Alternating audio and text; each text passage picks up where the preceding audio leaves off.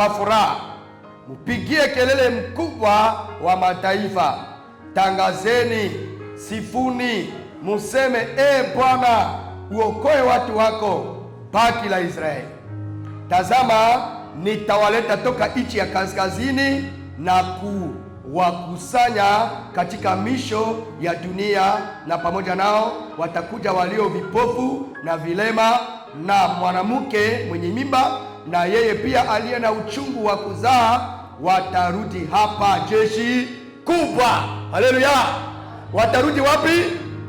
Hapa. Jeshi kubwa hapa iko kwa nchi yao, watarudi kwa nchi yao ya Israeli, watakuwa jeshi kubwa. Maana hesabu yao itakuwa ngapi? Eske itakuwa watu nusu? Itakuwa watu wengi, hata kama wanasambazwa katika dunia kote, katika taifa mbalimbali za dunia. Kutoka kule Mungu anasema atawarudisha tena, watarudia tena hapa.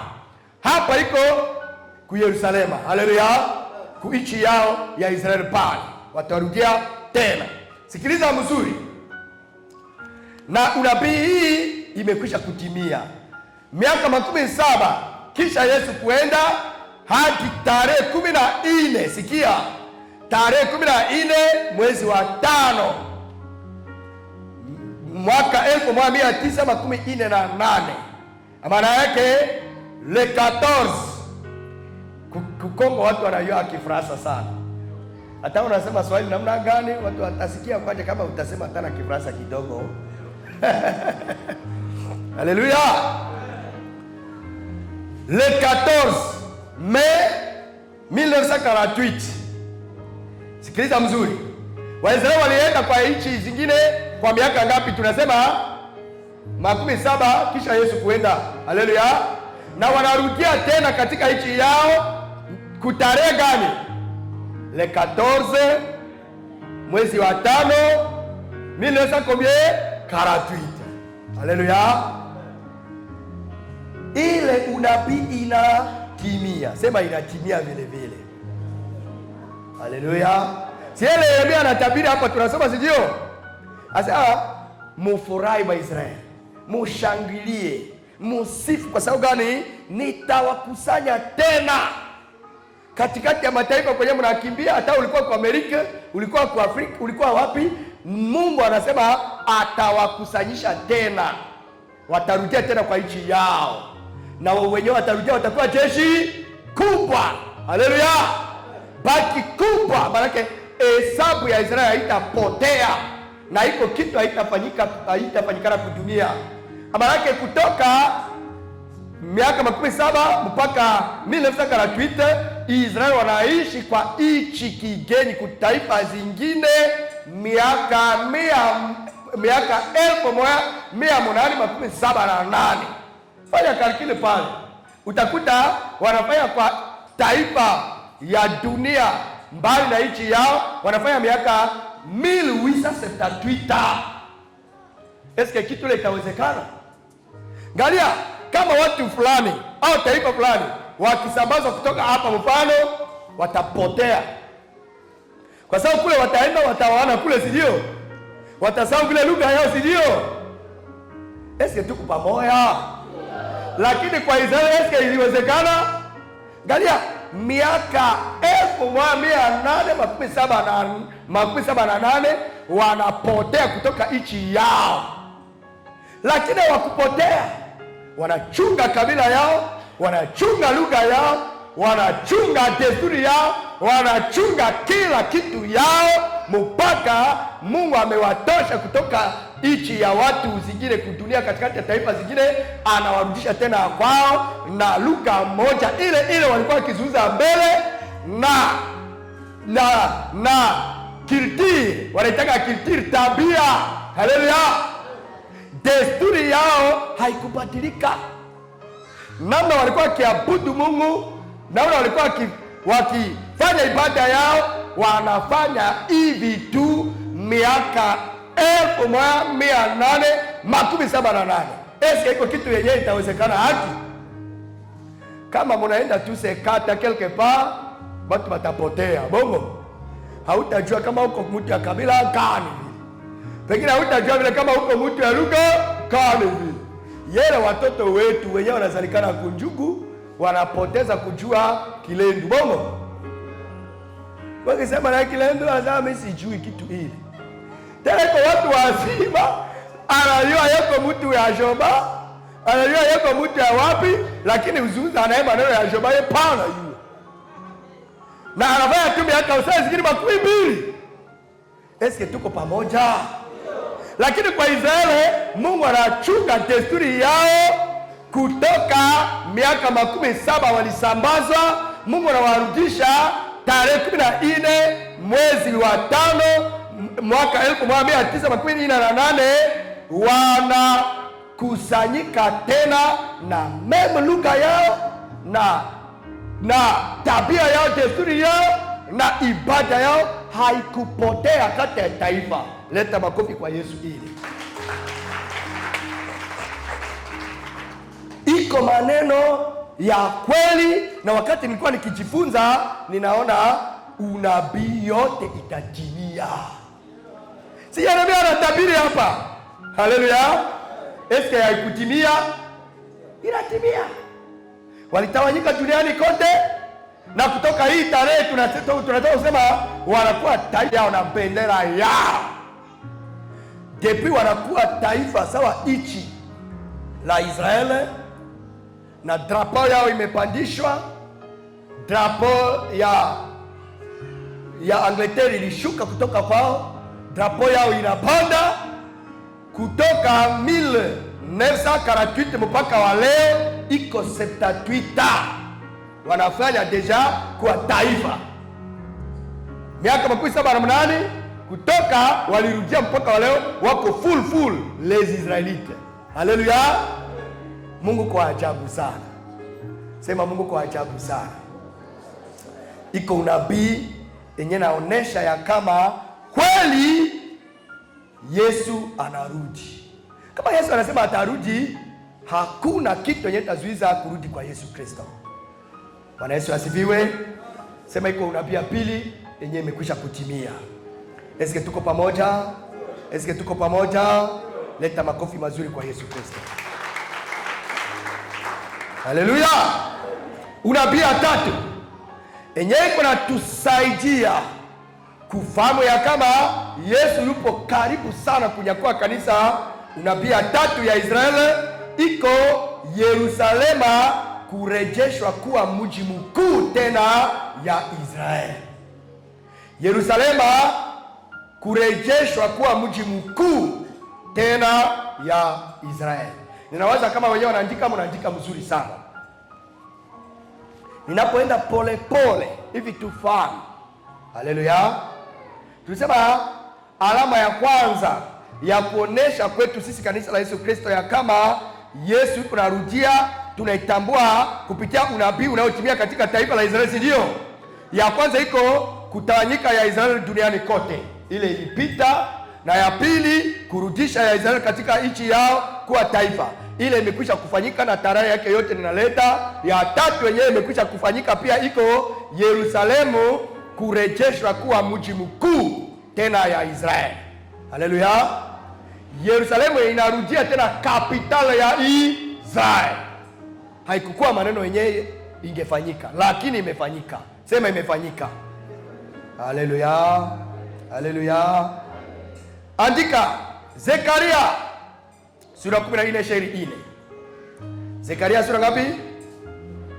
14 shairi yake 4.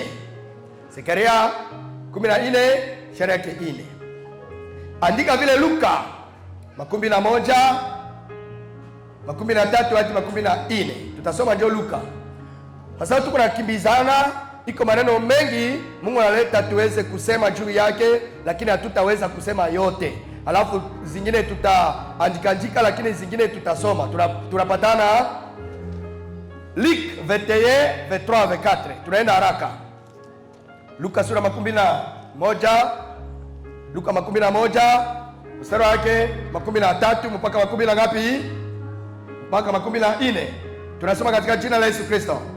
Lakini ole wao wenye mimba na wale wanaonyonyesha siku zile, kwani itakuwa taabu kubwa juu ya nchi na adhabu juu ya watu hawa. Watu hawa iko Waisraeli. Haleluya! Wenyewe watakuwa ndani ya hali hii, kwani itakuwa taabu kubwa juu ya nchi na adhabu juu ya watu hawa, nao wataanguka kwa ukali wa upanga, watachukuliwa wafungwa katika mataifa yote, na Yerusalema itakanyagwa na mataifa hata nyakati za mataifa zinapotimia. Haleluya! Yerusalema itakanyagwa na wanani? Mataifa. Barabu walitawala ku Yerusalema pale.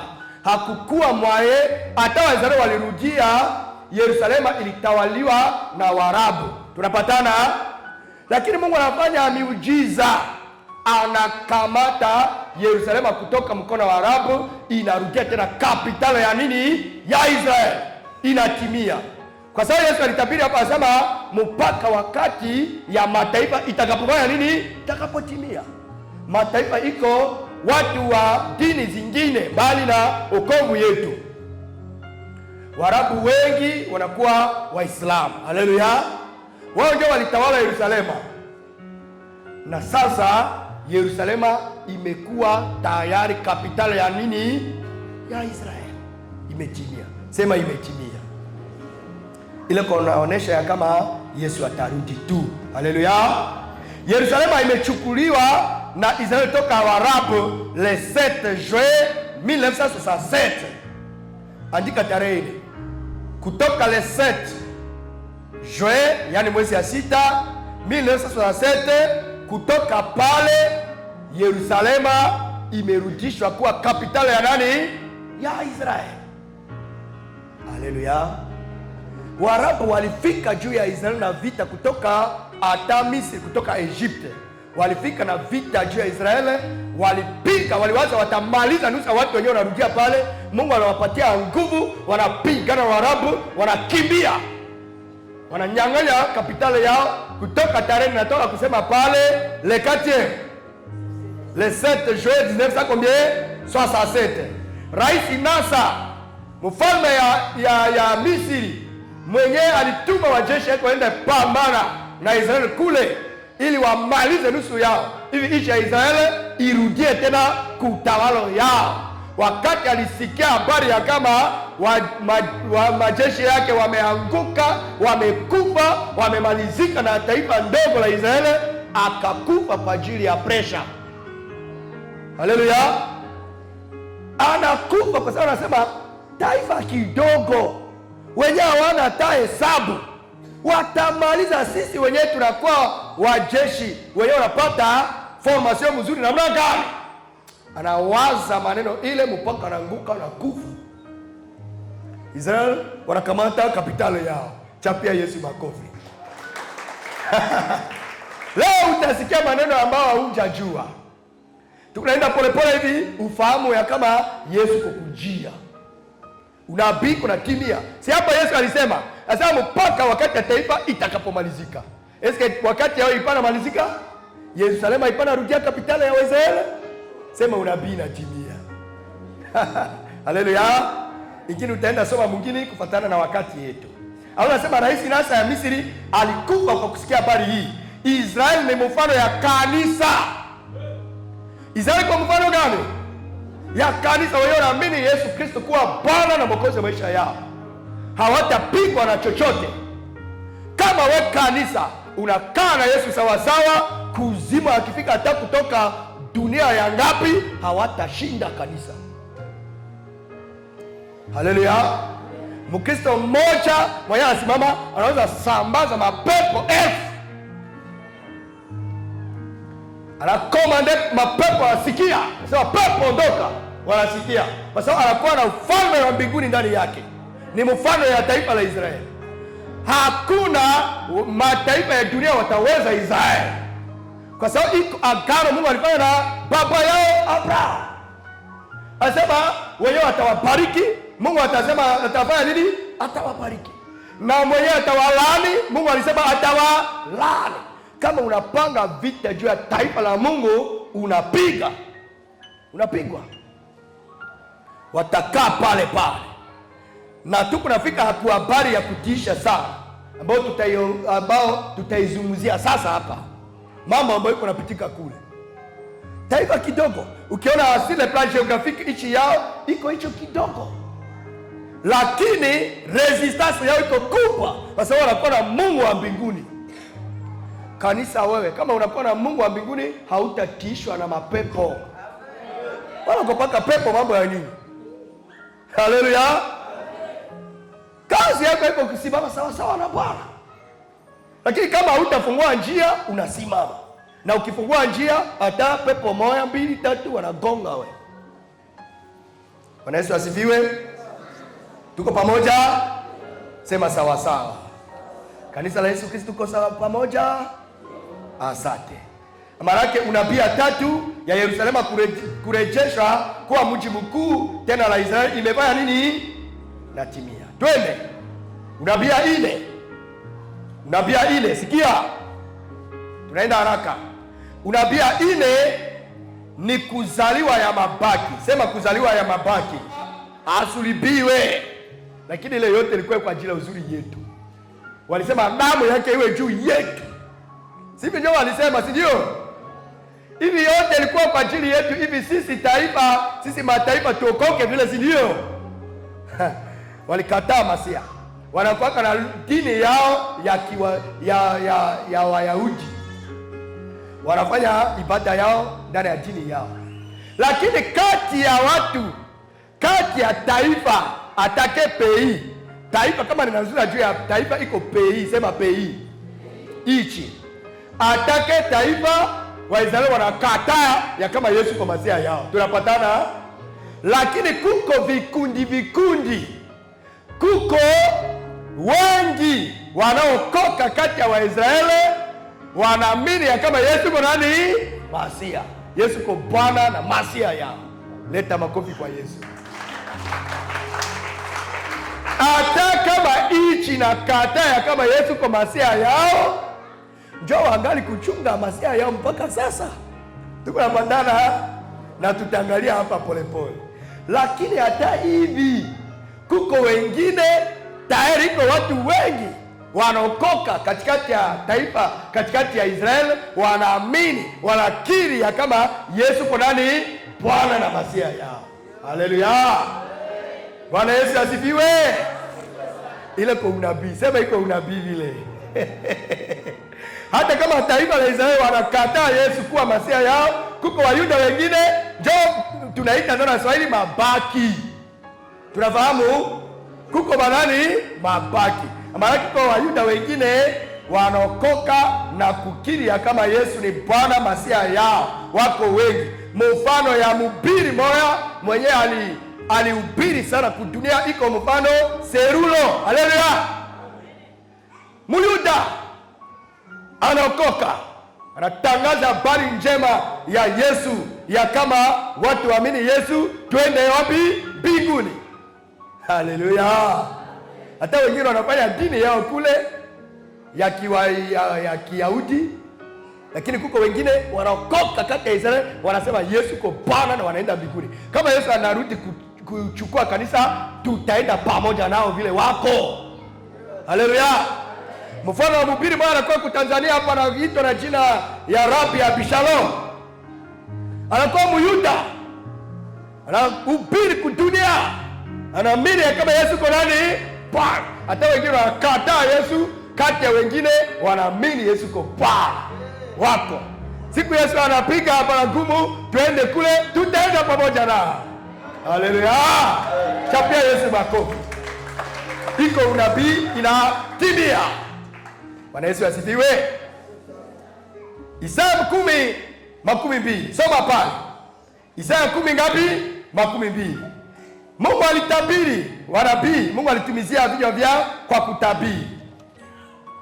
Isaya 10:12 inasema, tena itakuwa katika siku ile baki la watu wa Israeli na wale waliopona wa nyumba ya Yakobo hawatamtegemea tena yeye ambaye aliwapiga, lakini watategemea Bwana mtakatifu wa Israeli kwa kweli. Chapia Yesu makofi kwa usomi hii. hawatategemea dini yao ya Wayahudi ile Judaisme. Wanakuwa na religion yao inaitwa na Fransani ni Judaisme. Na wako wengi wanaendelea kuinstale maeglize yao, masunagogi yao kwenye wanaendelea kufanya ibada yao ya Judaisme. Lakini wengine wanaokoka, wanaamini Yesu kwa Bwana. Njoo hapa Isaya alitabiri kutakuwa wengine kati ya taifa la Israeli wataamini Yesu, watatembea na Yesu, watapenda Bwana, watamtumikia kwa kweli. Wako unabii inatimia. Sema inatimia. Tunaenda ndani ya Waroma. Twenda haraka. Rome 11. Tuko kwa hichi ya Kifaransa, tutasaidiana tu hivi. Waroma sura 11 mstari wake 5. Haleluya. Waroma ngapi? Eske tuko pamoja? Furaha iko? Shangilia Yesu makofi basi. Furaha yako njoo iko inaonekana sawa, moyo wako unaenda mbinguni. Shangilia Yesu makofi tena.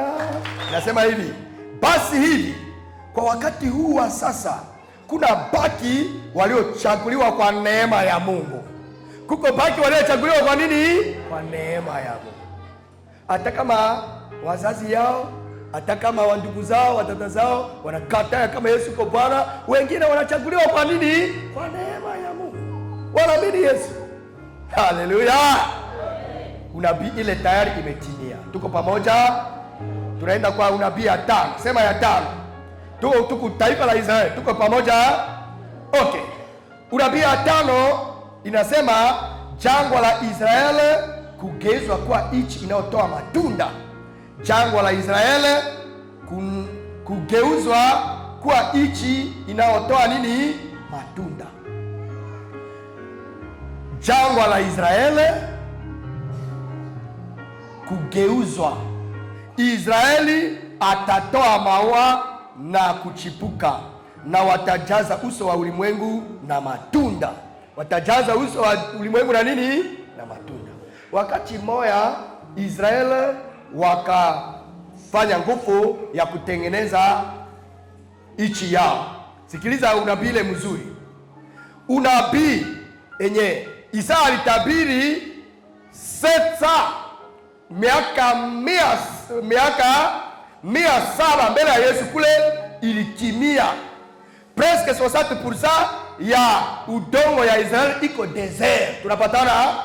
Lakini wakati moja Israeli alikuwa akitafuta udongo kutoka taifa zingine.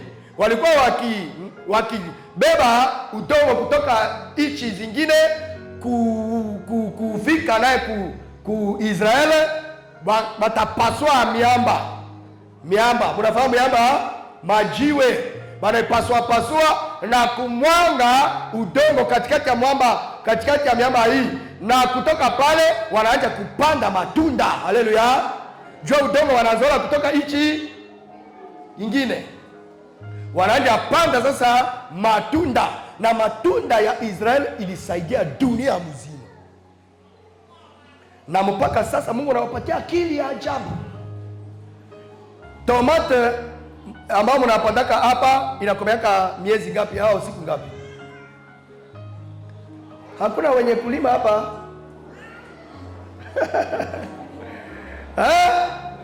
Tunaleta mfano ya tomate.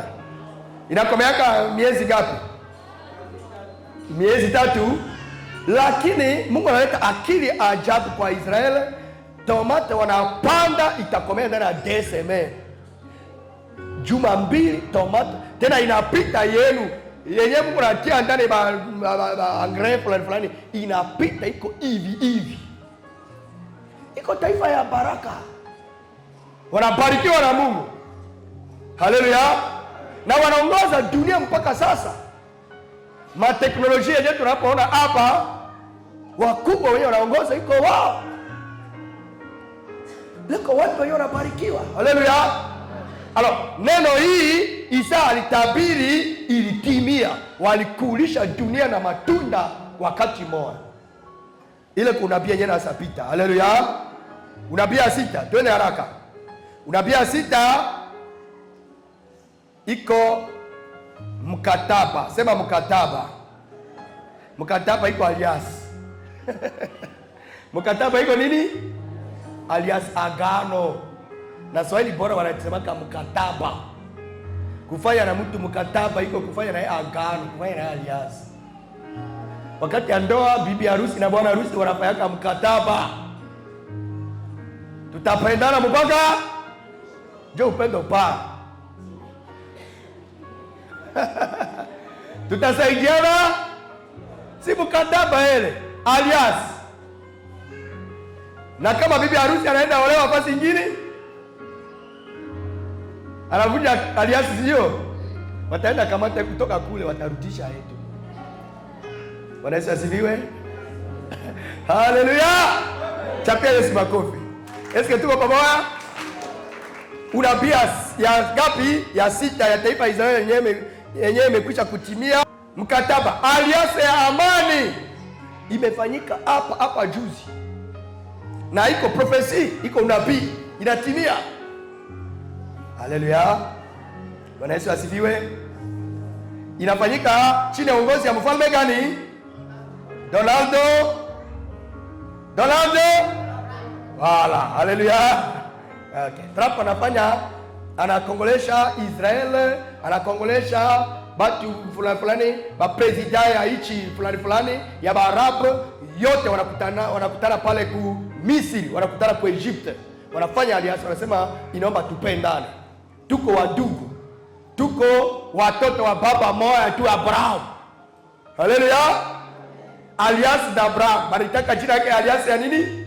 Ya Abraham. Tuko watoto ya Abraham. Hivi vita kupigana iko bure. Haifai tupigane kati yetu. Tupendane. Banafanya signature. Ndio Israeli nasema tuko bandugu na nyinyi. Niko bandugu yetu. Ale, Barabu vile wanasema tuko wandugu. Wanasinya alias. Haleluya. Ile mkataba inafanyika Misri tarehe 13. Tarehe 13 mwezi wa 10 2025 juzi hapa. Le 30 octobre 2025.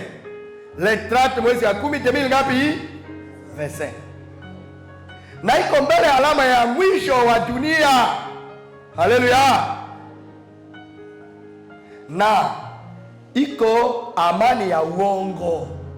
Hapa juzi walisinya amani, sasa vita na ngurumana kati yao pale.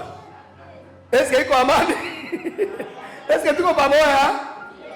Daniel alizungumza juu ya maneno ile, sasa itakuwa amani ya namna gani? Ya uongo. Na ndani ya Tesalonika vile Paulo anazungumza juu yake, tusome Watesalonika ya kwanza sura 5 shairi 3. Galia yele. Watesalonika ya kwanza sura ngapi? Tuko kudarasa. Sema tuko kudarasa. Tuko nafundishana leo. Leo Mungu anahitaji ujue maneno yenyewe upo anajuaka. Wapo anapataka wakati ya kusoma Biblia leo tutachekena Biblia moja kwa moja. Unaanza maneno pale ndani ya maandiko. Maneno iko. Kama uko na zuba, kama uko ndani ya distraction, wewe waza mzuri kwa sababu unabii kuja kwa Yesu iko tayari, na Yesu iko kumlango. Tunazungumza juu ya Yesu iko kumlango. Yeye pala kunjia yeko wapi? Inabaki tu afanye nini? Anafungua mlango, ale, wewe wako tayari? Wataja tafuta banane, masikuzi banaenda wapi? Wewe ulikuwa asubuhi. Haleluya. Watesalonika kwanza sura 5 shairi 3. Alias ile haikuleta salama. Hata wanasinye amani, wanafanya mkataba wa amani na Waarabu, haikuwezekana. Juzi hapa le 30 Oktoba 2025. Galia kitu Mungu anasema kupitia mtumishi wake Paulo kwa kanisa la Watesalonika. Premier Thessaloniciens chapitre 5 verset 3. Tuko pamoja? Watesalonika ya ngapi? Ya kwanza sura 5 shairi yake 3. Tunasoma katika jina la Yesu Kristo. Sababu wakati wanaposema kuna utulivu na salama, wanasema nini? Kuna nini? Utulivu na salama. Sasa tunaanza sinye trete ya kukua na salama, si ndio? Vita itakuwa, tutapendana, tutaishi bila magumu. Galia kitu yele Biblia nasema hapa. Wakati watu watasema hakuna utulivu na salama, wakati ule uharibifu unakuja juu yao kwa ghafla. Juzi hapa kati ya Israeli na Iran vita pana tokeana ghafla, bibi na misile yenye kuna waka kule, haiko kitu ya kusema, iko na tosha udongo mara moja na kuimeza. Amani ya uongo, sema amani ya uongo. Walianja kusinye kufanya sinyatire ya traité ya alliance ya amani depuis 2020.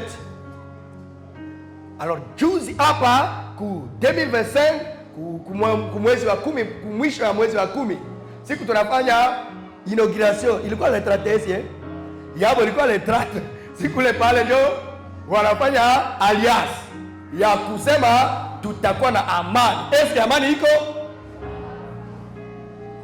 Watesalonika hapa unabii pale Mungu pale zuiza kupitia kinywa cha mtumishi wake Paulo. Asa wakati watu wanasema sasa joko utulivu na salama, kutoka pale ndio uharibifu utafika juu yao. Nini sawa? Itafika ghafla juu yao. Haleluya. Kama uchungu wa kuzaa unaokuja juu ya mwanamke mwenye mimba, wala hawatakimbia. Eske kukimbia sasa iko? Sasa kwa vita, ua, chinja, maliza. Maneno ya kusema huruma pa. Maneno ya kusema tuko watoto wa Abrahamu tena iko pa, inatimia. Leta makofi kwa Yesu. Eske tuko nafahamu?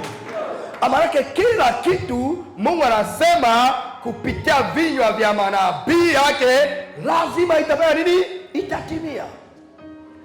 Kama Mungu anatuita hapa hivi, tukumbushane, tujue ya kama maneno iko naenda mpaka itimie yale yaliyo neno na manabii, na tuko kwa wakati yenyewe.